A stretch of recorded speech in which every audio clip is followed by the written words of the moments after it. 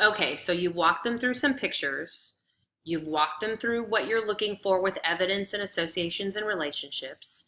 You've done a voice chart together and you've started looking for their own writing voice inside analysis of a Dickens passage. Now, if I were you, I would go to how to develop that. Once you find what you want to say, how to write that. And that would be with developing effective CEI. And there is a PowerPoint here for developing CEI writing, and there is a note-taking guide.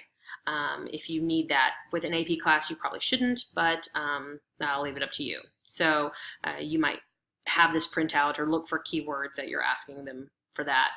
This I developed for a 9th grade honors class, so they need a little more guidance than a 12th grade class.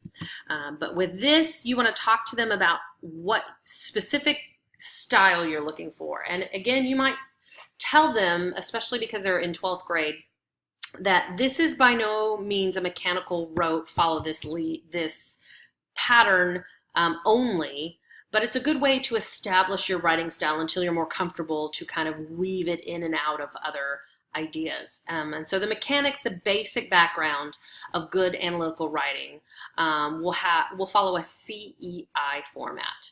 Your first sentence, your topic sentence, is your claim. You're going to make a claim about your larger topic. You're going to make a claim about Scrooge.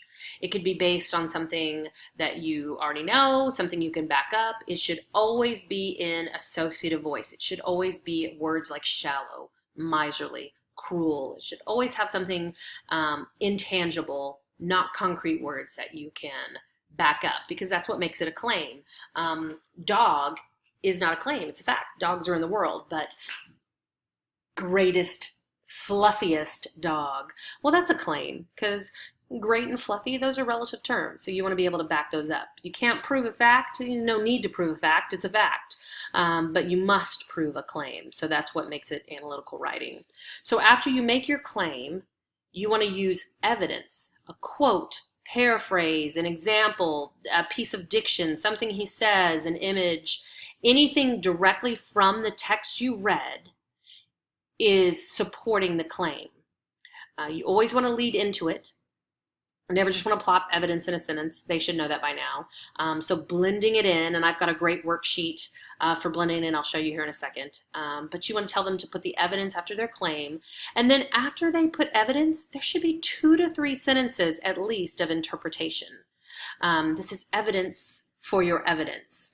It should tell me why this evidence proves your claim, and greater, how this claim then relates back to the thesis. So it supports your claim and it establishes the thesis. If you can do this in less than 2 sentences, I would like to see how, because it takes a lot of work, and you want this to be the meat. This is your why. This is your interpretation, your relationship portion. So you want this to be as much as possible. You want to use as little evidence as possible to prove your point. Cut it down to the quick.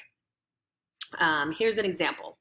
So if my greater thesis is canines are a necessary and integral part of any American family, I might make a claim that dogs are loyal. My evidence might be something like animals have been used since the dawn of time as companions to men due to their ability to commit to humans in a way that develops lifelong friendships. And then I might interpret what that means. Dogs are known to have be man's best friends. They have an uncanny way of being able to be with us. They understand like long-lasting connections like no other man can, and this loyal behavior makes them valuable members of our family. So if you look back, I use words like long-lasting, understanding, and loyal, and that resonates back to my claim that they're loyal pets. I also talk about how they connect back to the household here, because that's in my greater thesis, part of the family. If you have more than one piece of evidence, you'll just continue that with a transition. You might write also, in addition to another aspect of, and then put another piece of evidence and interpret. I wouldn't suggest going over 2 pieces of evidence and 2 deep interpretations for a claim. Otherwise, your claim is too broad. Good claims, and I talk about it here, the kind of claims you can make, fact or cause and effect or value or solutions.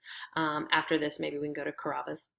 Uh, and then you want to have them practice with each other. After they practice, you want to talk to them about evidence and how to make valuable interpretations. And so once you've walked them through what you're looking for with a good claim, only L2 and L3, no evidence ever in a claim. Evidence comes after a claim. You want them to practice. So you might have them go back and look at that Scrooge passage and say, answer this topic prompt. How does Dickens characterize Scrooge in the following passage? And then you would take them back to their work that they did previously. If you go back to that associative writing directions I gave you, I have a CEI paragraph written for you, and I've color coded it. So you can see all the yellow is my associative voice. There's more yellow, and there should be more yellow on a page because that's my personal opinion. And I'm basing that on green, on evidence. So always there should be yellow in front of and behind green. You never want to end on evidence because that means it was unexplored. And you want to, in your claim, try to look at patterns. Is there repetition?